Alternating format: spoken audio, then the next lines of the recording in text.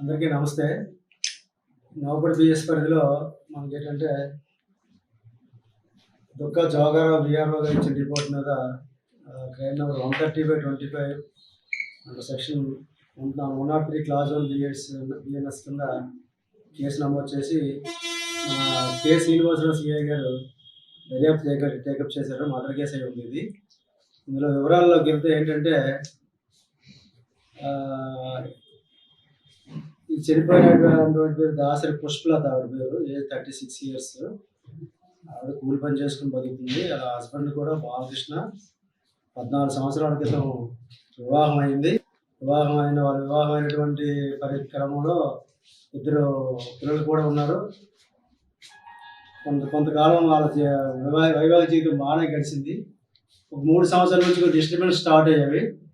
ఇష్టమైనటువంటి చెడు వ్యసనాల వల్ల, లేకపోతే భార్యాభర్తలకి ఏదైనటువంటి కొంచెం మిస్అండర్స్టాండింగ్స్ వల్ల ఇంటికి వెళ్ళకుండా అతని మధ్య తరచుగా గొడవలు పడడం, అదిగా పిల్లల్ని కానీ ఈవిడిని కానీ చూసుకోకపోవడం. అక్కడ ఒక పంచాయతీ కూడా పెట్టడం జరిగింది. గ్రామ పెద్దల సమక్షంలో పంచాయతీ పెట్టారు. ఆ పంచాయతీలో భర్తని మందలించడం, తర్వాత కూడా సరిగా చూసుకోకపోతే ఆవిడ పిల్లల్ని తీసుకొని వేరే దగ్గర కాపురం పెట్టుకుంది. కాపురం పెట్టిన తర్వాత ఇంకా మరి ఆవిడకి ఏమైందో, పిల్లల్ని సాగలేకపోయిందో ఏంటో తెలియదు. ఫైన్ డే భర్తకు ఫోన్ చేసి పిల్లల గురించి మాట్లాడాను, నీకు పిల్లల విషయం మాట్లాడాలని చెప్తానంటే వీడు అప్పటికే చాలా ఆవేశంతో ఉన్నాడు. పెద్దల సమక్షంలో నన్ను మందలించింది, నా పరువు తీసిందని చెప్పేసి దీనికి ఉన్నాడు, వదిలేసి వెళ్ళిపోయిందని చెప్పేసి కక్ష కట్టున్నాడు. కాబట్టి నేను ఎలాగైనా సరే ఏదైనా చేద్దామనే ఉద్దేశంతో రావడం ఒక కర్ర తీసుకొని వచ్చాడు. కర్ర తీసుకొని వచ్చి ఈవిడిని ఇంటి దగ్గర పికప్ చేసుకుని నవ్వుపడ ఉన్నటువంటి ఉప్పుదల్లిని తీసుకెళ్ళాడు.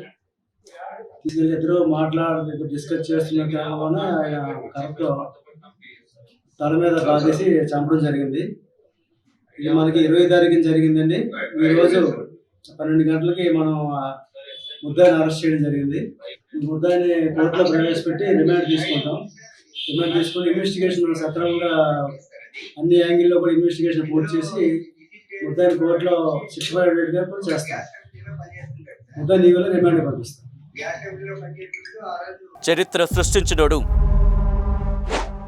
ఇప్పుడు ఆ చరిత్రని తిరగరాయబోతున్నాడు. అబద్ధాల గోడల్ని బద్దలు కొట్టి నిజాలను రాగా మీ ముందుంచబోతున్నాడు.